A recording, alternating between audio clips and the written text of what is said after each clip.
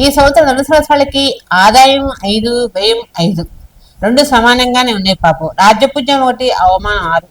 రాజ్యపూజ్యం 1 ఉంటే ఉపయోగం ఉంది, అవమానం తిట్టేవాళ్ళు ఎక్కువగా 6 ఉన్నారు. ఇవి ఆదాయం రెండు సమానంగా ఉంటాయి, ఖర్చు జమ సమానంగా ఉంటాయి.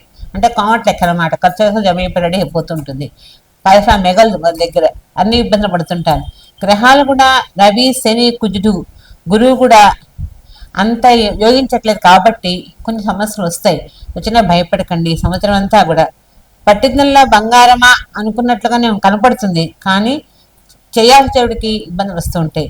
నూతన గృహ నిర్మాణాలు లేక ఇళ్ల స్థల కొనుగోలులో జరుగుతాయి.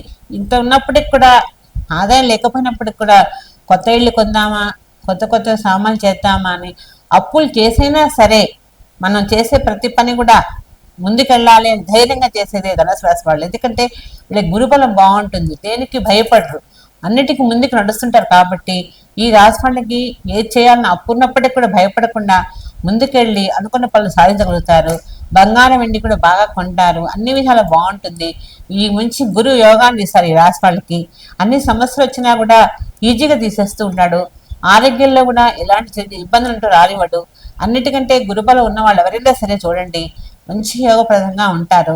అన్ని విధాలా బాగుంటుంది, మంచిగా అభివృద్ధి కానవస్తుంది. ఎక్కువ వీళ్ళు దక్షిణామూర్తిని పూజ చేసుకుంటే మాత్రం చాలా గొప్పగా ఉంటుంది, ఇబ్బంది అంటూ ఉండదు.